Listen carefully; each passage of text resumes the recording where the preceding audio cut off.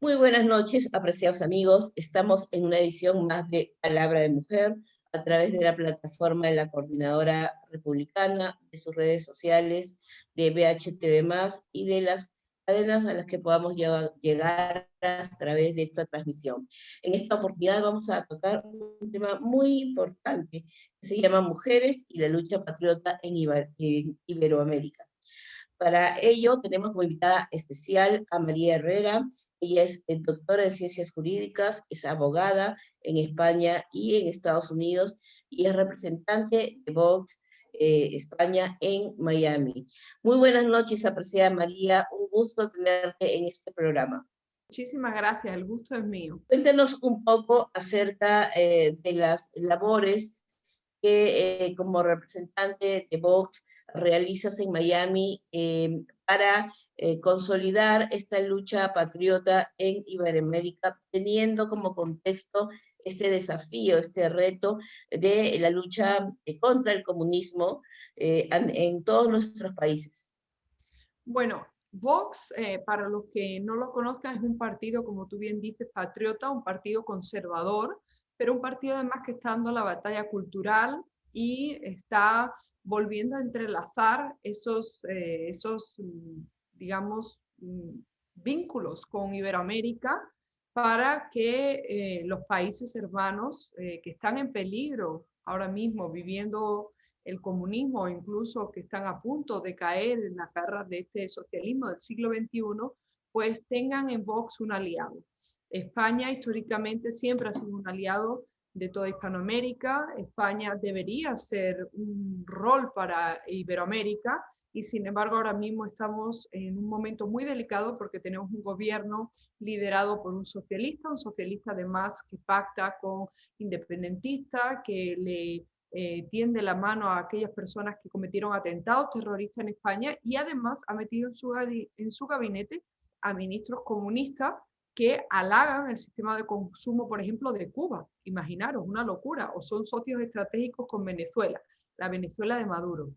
Entonces, en el 2018, que fue cuando Vox en verdad tuvo la primera representación en el sur de España, en Andalucía, yo soy de Sevilla, arrancamos un proyecto que es Vox Exteriores también. Son representantes del partido por muchos países del mundo. Empezó Inglaterra, después Estados Unidos, después Bélgica, y a partir de ahí un grupo de patriotas que nos comprometimos a llevar a ser los mejores embajadores de la marca España y también del partido político Vox, pues arrancamos. Hoy en día tenemos un grupo de españoles aquí en Florida, pero también en muchos estados de Estados Unidos, donde nos reunimos una vez cada mes, lo que pasa una vez cada 2 meses, lo que pasa es que con la pandemia ha sido más difícil.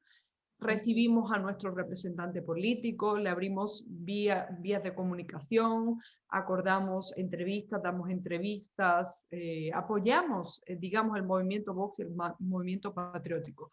Hace escasamente 2 semanas yo estuve en el CIPAC, que es la convención estadounidense más importante conservadora, que se celebró en Dallas. Éramos unas 10.000 personas y estaba tanto la representante de Vox Texas como yo, representante de Vox aquí en Florida, y hicimos contactos muy importantes y en un futuro la idea es pues tener en todos los países estratégicos representantes de Vox. Ahora mismo ya estamos en más de 30 países y en Perú incluso tenemos un representante que también es sevillano de mi tierra, de Andalucía, y la verdad que estamos muy contentos porque al fin y al cabo se trata de eso, de estrechar lazos con socios estratégicos.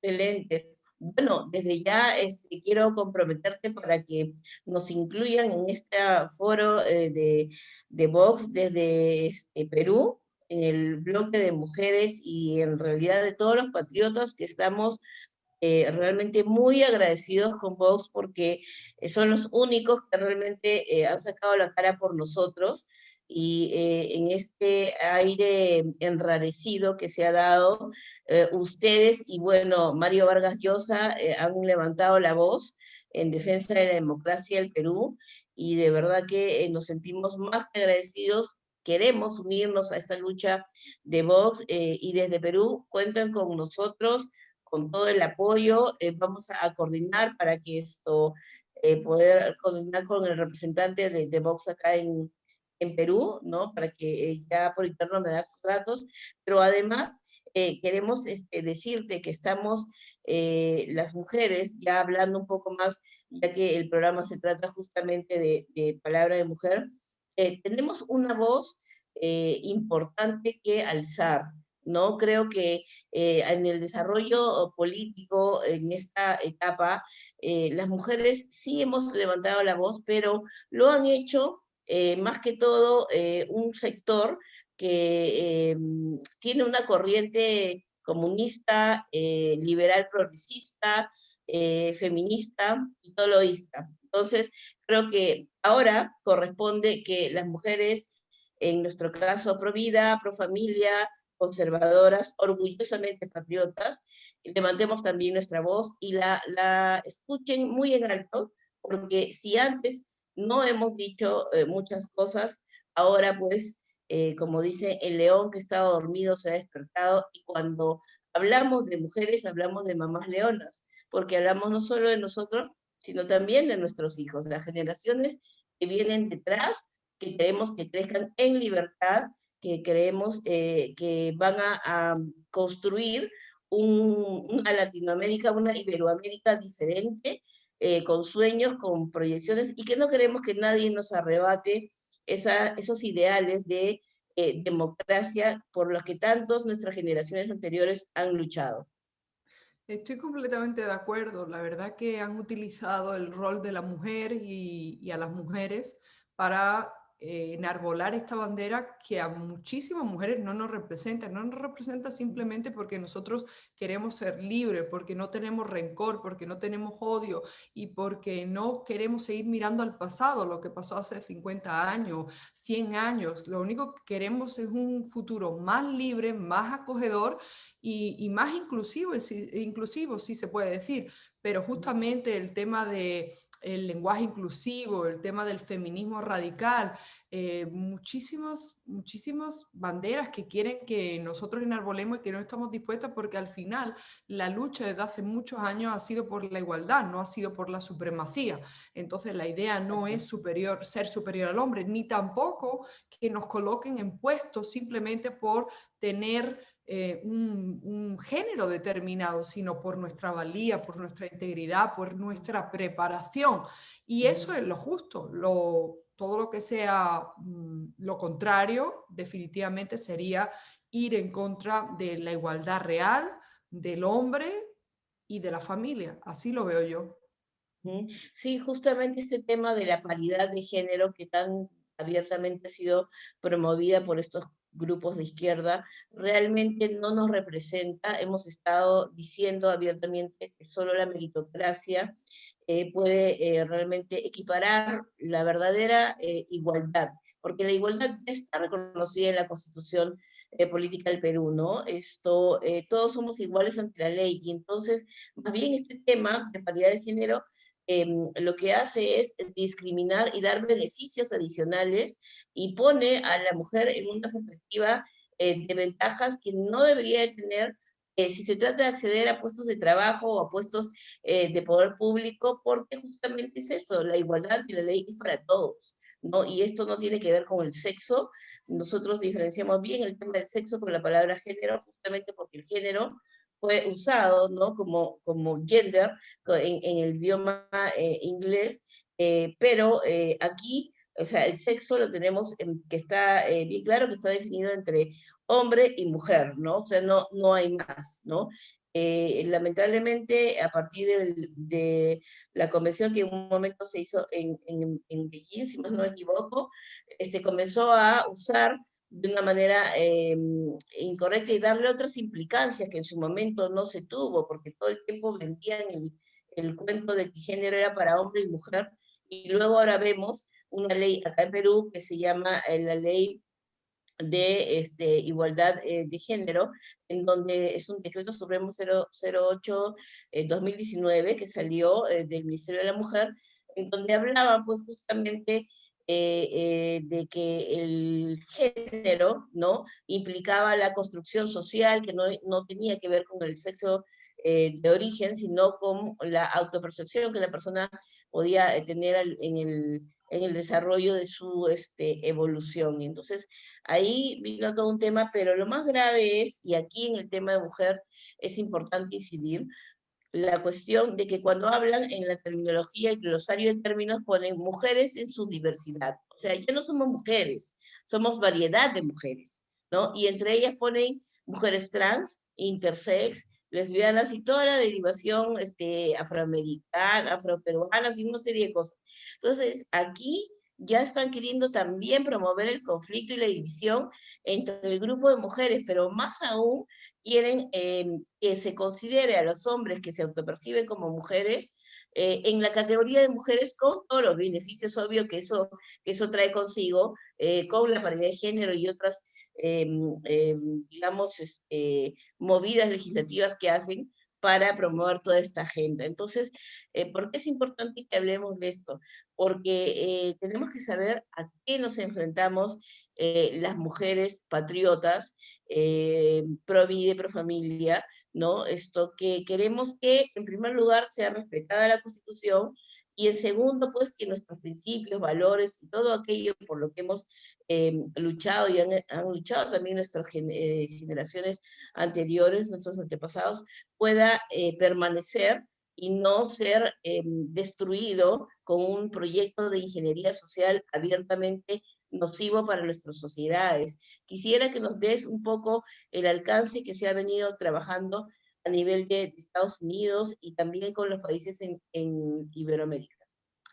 Pues mira, fíjate que yo cuando llegué a Estados Unidos por primera vez en el 2007 fui a trabajar directamente a las Naciones Unidas y dentro de las Naciones Unidas hice mis prácticas y trabajé en el Comité Económico y Social y dentro del Comité Económico y Social trabajé en la Oficina por la Defensa de los Derechos de la Mujer. Bueno, cuando yo llegué allí, yo pensaba y tenía mucha ilusión, era mucho más joven, hace casi, no sé, 10, 11 años, y tenía mucha ilusión por incorporarme al, digamos, esta organización internacional que en principio debería de promover valores muy, o sea, muy defendibles, ¿no? Valores que nos representan a todos, principios, que llevó a cabo convenciones internacionales, que surja después de unas guerras mundiales terribles y que supuestamente es un consorcio y una alianza de países, ¿no? Para promover el desarrollo en los países menos desarrollados, en fin, lo que ya todos conocemos. Y trabajé en Nueva York en las Naciones Unidas. Mi primer impacto fue cuando yo veía cómo venían los representantes de muchos países, las delegaciones de Arabia Saudí, las delegaciones de Noruega, las delegaciones de Bolivia, las ONG, las mujeres, los representantes, porque justamente teníamos que hacer, yo era la que asistía a las congresistas y senadoras, las expertas en materia de género, como tú dices que eso surgió de una convención, y teníamos que leernos las leyes de todos estos países y seleccionar, inclusive ver las leyes que se habían aplicado y decirle cómo mejorar, ¿no? Cómo alcanzar una igualdad real.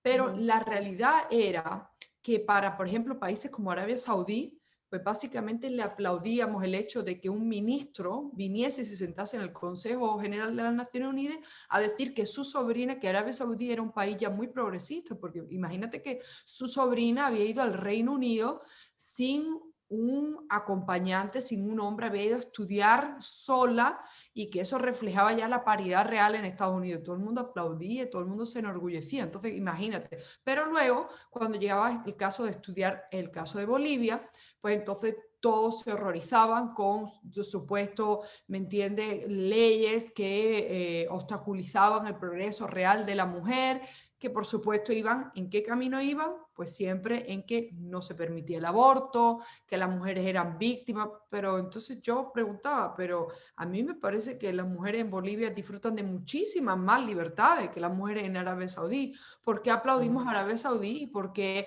atacamos a Bolivia de esa manera? Y así empezó mi desconfianza. Aún así fue una experiencia magnífica, conocí a compañeros estupendos, pero yo ahí me di cuenta de que algo fallaba. Y es que dentro de las Naciones Unidas uno vive en un mundo completamente aislado de la realidad, en un mundo en el que supuestamente vamos a crear estas convenciones internacionales. Ahora lo veo como para crear un gobierno supranacional en el que hay que imponerle, porque todo esto ha llevado a la deriva, a la imposición de todos estos dogmas y de todas estas convenciones a la fuerza, y todos aquellos países que se resistan pues serán denostados, serán criticados y serán rechazados por extremistas, fascistas, en fin, todo lo que estamos viendo que vivimos hoy. Imagínate, yo estuve en el 2007, pues hoy estamos ya a un nivel súper avanzado. Lo mismo ha pasado en la Unión Europea. Vemos como países como Polonia, Hungría, los países que fueron víctimas del comunismo, son ahora mismo sancionados públicamente por impedir que en las escuelas abiertamente se hablen, por ejemplo, del tema de la homosexualidad. Yo entiendo que hay muchas personas que les interesa que se hable de estos temas. Tendrán personas en su familia que tienen que sean homosexuales, personas que ellos abiertamente son progresistas, son socialistas, son comunistas, pero los niños le pertenecen a los padres Claro que y sí. el gobierno debería defender el derecho de los padres a que no sean adoctrinados, a que no Ujú. reciban información sin el consentimiento de los padres. Bueno, pues hasta esto, el que los padres tengan como mínimo el derecho a recibir esa información y decidir si quieren o no que sus hijos informen, pues ahora mismo es un tabú. Entonces, tanto a nivel internacional como de la Unión Europea, los patriotas, las personas conservadoras son ahora mismo los leprosos de este momento, ¿no? Terrible y terrorífico. O sea que estamos ante la imposición de un nuevo orden mundial, ¿no? Con un gobierno único al que aspiran imponernos, relativizando nuestras soberanías y peor aún, destruyendo nuestras culturas.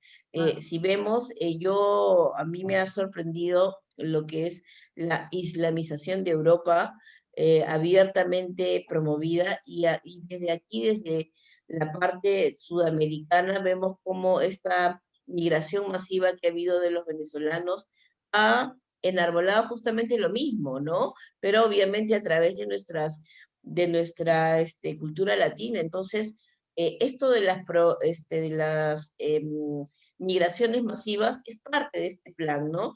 Donde las culturas se vuelvan mixtas de tal manera que ya no haya una identidad cultural propia en una región determinada. Entonces, esto también obedece a un plan, ¿no es cierto? Definitivamente al respecto, o sea, el primer punto, la islamización de Europa, da miedo porque Europa no ha sabido poner un freno a esa entrada masiva de inmigrantes con otra cultura en un momento en el que, bueno, no en un momento, así estamos siempre, en una Europa en la que no hay muchas oportunidades ni siquiera para los jóvenes nacidos en esos países. Estamos hablando de España, por ejemplo, en el año cuando yo vine a Estados Unidos, en el 2008, después los años sucesivos llegamos a tener un desempleo, nivel de desempleo de por encima del 50%. Imagínate, los Wow. abogados, los psicólogos, los médicos, todos los jóvenes que salían con licenciaturas, con máster, con doctorado, no encontraban trabajo, y cuando encontraban trabajo les pagaban 500, 400, 600 euros, cuando un piso en España ya, por ejemplo, un apartamento te van a cobrar 500, 600 dólares, o sea, es insostenible. Aún así, Ujú. Europa nunca supo frenar esa inmigración masiva porque, por ejemplo, y yo estudié en Francia cuarto de Derecho y luego yo viví en Bruselas, trabajé para la Unión Europea, la Comisión Antifraude. En esos dos países, concretamente en Francia, ellos dicen que realmente después de las guerras, sobre todo con Argelia en el norte de África, el francés tuvo un sentimiento de culpa por todas estas guerras y todo lo que aconteció. Entonces, en compensación, años posteriores, los gobiernos más progresistas, decidieron abrir masivamente la inmigración a estos norteafricanos, ¿no? Pero sin tener en cuenta la falta de oportunidades que de por sí ya había en Francia y en segundo lugar la lejanía cultural, la diferencia religiosa y sobre todo en los últimos años el momento tan crítico que estamos viviendo con el yihadismo en pleno apogeo, ¿no? Entonces, eso ha sido muy, muy preocupante porque cuando ya yo fui a trabajar a Bruselas, pues no podía dar crédito, o sea, era difícil ver a belgas, era difícil ver a personas blancas, era difícil encontrar la mayoría, pero ya no solo en Bélgica, después cuando fui a Noruega igual, o sea, la mayoría Wow, eran personas de religión del Islam, o sea, islamista, o perdón, personas que profesaban el Islam y también norteafricanos y los europeos pues eran minoría. Entonces todo esto es muy preocupante.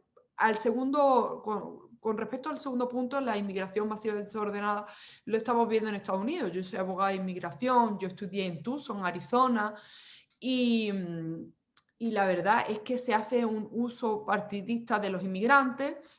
Ahora mismo con la administración de Joe Biden, para que se hagan una idea, estamos sufriendo en Estados Unidos la peor crisis humanitaria y migratoria de los últimos 21 años. Por encima de los 180.000 inmigrantes llegan todos los meses a la frontera. Y cuando se intenta detener y poner ley y orden, lo que nos encontramos, por ejemplo, cuando el presidente Trump lo quiso hacer, en algunas cosas acertó y en otras cosas, pues quizás dependiendo de tu punto de vista, pues no triunfó. ¿Por qué? Porque le dieron los tribunales estadounidenses la espalda y por otra parte porque Estados Unidos o los países cuando se comprometen a todas estas convenciones internacionales, pues tienen una serie de obligaciones que luego los jueces van a ir contra el Ejecutivo.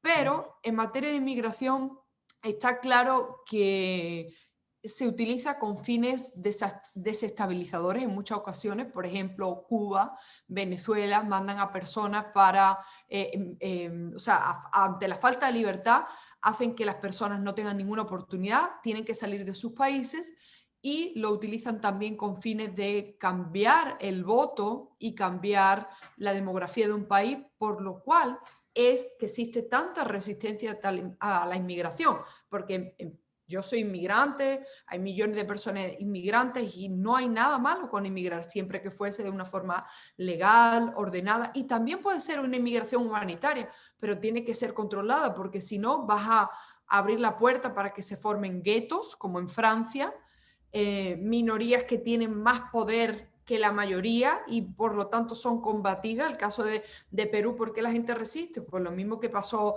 que pasa en muchos países en Europa, porque en primer lugar dejan a las personas entrar sin pasaporte, después, ok, tal le dan cual. pasaporte, pero ya es demasiado tarde. En tercer lugar, no tienen en cuenta la realidad económica, social, cultural, y es una pena porque, oye, porque imagínate, Perú y Venezuela son países hermanos, muchos millones o sea, muchas personas de Perú fueron a Venezuela también a buscar una mejor oportunidad. Claro que Y sí. está estupendo. Lo que pasa es que los políticos son muy responsables de dejar entrar un grupo limitado de personas a la vez, de forma legal y ordenada, y buscar soluciones a conflictos como el de Venezuela a nivel internacional y ahora sí involucrar a las Naciones Unidas para que el número de refugiados se distribuya equitativamente y sobre todo a cambio de pedir libertad para Venezuela, libertad para Cuba y sacar del poder a personas que están acabando con la vida de todos, de miles de ciudadanos y encarcelando, porque si quitamos del asiento, digamos, si quitamos del poder a Nicolás Maduro, a Díaz Canel, se acaba el problema de la inmigración a priori, por lo menos ya digamos que las personas tendrían una esperanza para quedarse, pero como tú has dicho, cuando las personas tienen hijos, pues no van a quererse quedar en un país donde no hay ningún halo de esperanza, ninguna oportunidad de vivir en libertad, ¿verdad? Ujú, así es. Y bueno, en el caso de Perú estamos viviendo ahorita la situación de un ciudadano proclamado presidente que fue proclamado por un jurado nacional de elecciones de manera a mucho criterio de constitucionalistas de manera ilegítima. Y entonces estamos viviendo un escenario en el que nos toca levantar la bandera de la resistencia patriota y de la insurgencia constitucional está establecida en el artículo 46 de la Constitución Política del Perú, que nos faculta para este tipo de acciones. Hay un sector demócrata que dicen, bueno, ya las cosas se dieron, ya no hay nada que hacer, hay que asumirlo, hay que aceptarlo, Sin embargo, la agenda que ellos tienen no es para que entreguen el poder en 5 años. Como bien lo han dicho ya abiertamente este señor Vladimir Cerrón en varias entrevistas, ellos llegan para quedarse, para tomar el poder y no dejarlo, con una agenda que enarbola a Fidel Castro, la agenda Castro-chavista también, y lo peor, lo más grave que aquí en Perú estamos viendo es que hay una alianza con lo que es Conare Suter y Movadef, son brazos políticos de el Sendero Luminoso, que es un grupo terrorista extremo, ¿no? Sin contar con que también ellos han tenido vínculos, el señor Vladimir Cerrón, con el movimiento islámico acá en Abancay, que se ha desarrollado hace unos años atrás del yihad. Entonces, esto es un tema mucho más serio. Entonces, ahorita, digamos que estamos en este compromiso patriota y yo te pediría que nos des un alcance respecto a cuál sería la agenda para desarrollar para los patriotas y específicamente para el caso de las mujeres que estamos comprometidas en esta lucha.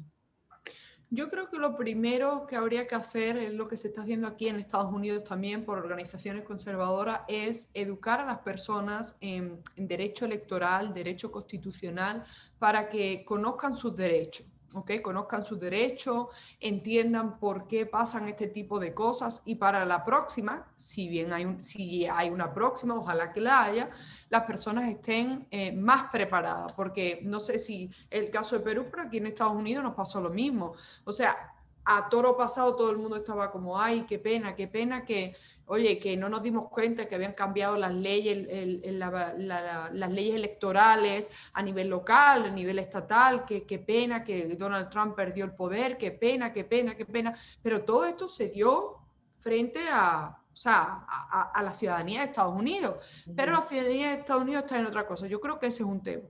En segundo lugar, yo creo que hay que impulsar a muchas más mujeres. Es decir, la idea es inspirar, la idea es invitar, la idea es que no solo los políticos y no solo inclusive los think tank políticos, las organizaciones ya sentadas, pues que sean los intermediarios, los portavoces, sino que cualquier persona que tú la veas con un potencial. Mira, es potencial porque es una persona, es joven, porque tiene ganas, porque tiene tiempo libre, porque está formada, porque es bella, porque es madre, porque es religiosa. La idea es hablar con ella y decirle, tenemos que levantar la voz, cómo te gustaría ayudar, qué es en lo que tú crees que en este país se podría mejorar. Si somos capaces de inspirar a más mujeres, si somos capaces de inspirar también a más hombres, a nuestros esposos, a nuestros hijos, a nuestros padres, ellos se van a ver reflejados y a la hora que los necesitemos van a estar a nuestro lado. La idea es no dejar que la llama se apague, porque eso es lo que lo que pasa muchas veces después de todos estos procesos electorales, la gente se va apagando y como tú dices, los demócratas ya, bueno, esto ya hay que aceptarlo, pero ellos nunca aceptan, ellos nunca van a aceptar cuando pierden, sino que ellos se reestructuran y vuelven con una ofensiva más fuerte. Y después yo creo que hay que volver a nuestros orígenes, a nuestros principios. Los hispanos somos de por sí bastante conservadores con respecto a lo que tú ves en otros países. Es decir, la Unión Iberoamérica, lo que significa la hispanidad, la cristiandad, la familia, somos de verdad grandes defensores de todos estos principios y valores fundamentales que además fueron los que fundaron los Estados Unidos. Porque yo siempre argumento y le explico a los hispanos aquí en Estados Unidos, cuando se sienten que Estados Unidos es un país distinto al de ellos, que es un país gobernado y liderado y que desde sus orígenes es un país con raíces británicas. Eso no es así. Los españoles llegamos aquí y liberamos a los primeros negros libres en el Fuerte Homosé en Florida, lo hicieron los españoles. Cuando las ciudades se fundaron, San Agustín en Florida, Santa Fe en Nuevo México, todo lo que eran los virreinatos, Virreinato de Nueva España, Virreinato del Perú, todos esos, hay miles de soldados, no solo españoles, sino hispanos, que murieron para para que este país fuera libre e independiente en la guerra revolucionaria estadounidense. Entonces, en este país ya se defendían los derechos humanos antes, con las misiones, con los presidios de los frailes, con los cristianos, mucho antes de que se prohibiese la esclavitud, mucho antes de que los ingleses mandasen a esta reserva a los indígenas. La reina Isabel Católica decía, cásense españoles con indios, indios con españoles. En fin, la idea es que también nos leamos nuestra historia, que nos inspiremos, que inspiremos a otras personas y que nos recordemos que nosotros somos personas, seres de luz y que no somos unos leprosos ni somos unos fascistas, sino justo lo contrario, defendemos la vida, la libertad, los derechos. Y si somos capaces de reconocernos y apoyarnos unos a otros desde los diferentes países, no van a poder con nosotros. Es más, los vamos a convertir, va a haber un éxodo de la progresía al conservadurismo o al liberalismo como mínimo. Claro, yo te agradezco bastante, María, tu participación y quisiera que nos des un mensaje final a todos los patriotas en este contexto. Como tú, estoy, digamos, con esta misión de levantar el ánimo de la gente, de seguir en esta lucha patriota, de que no se desanimen, que no se resignen. Y entonces es muy importante el mensaje que nos has dado.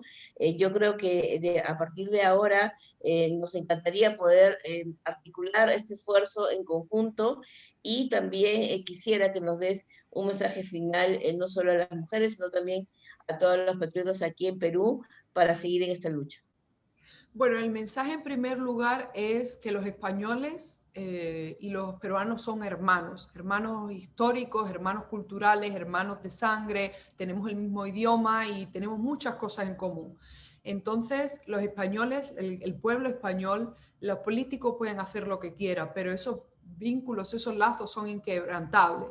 Que Perú es un país precioso, que yo creo que se merece un presidente muchísimo mejor que lo que supuestamente ha votado la mayoría, que el peruano tiene que reconocer que nos encontramos en una batalla mundial, una batalla de las ideas, una batalla por, como tú dices, por crear un globalismo desenfrenado y un gobierno que no respeta la identidad de nuestros países y que los patriotas, yo creo que merecen ser respetados, merecemos estar en las mayores instituciones, en las instancias más altas y que seamos, el mensaje es que hagamos una autorreflexión, evidentemente no somos perfectos, tenemos que tener empatía por las personas, tenemos que solidarizarnos con aquellos que están perdidos, que no saben mejor, que no entienden lo que está pasando, pero tenemos que ser ese faro de inspiración. Te agradezco bastante, María, nuevamente tus alcances, tus aportes y desde ya te comprometo para Dios mediante participar en un foro que podamos organizar desde la plataforma de la Coordinadora Republicana sobre este tema de la lucha patriota, no solamente para las mujeres, sino también para los peruanos en general. Que Dios te bendiga y muchas, muchas gracias por todos tus aportes. Gracias, gracias a vosotros y ha sido un honor.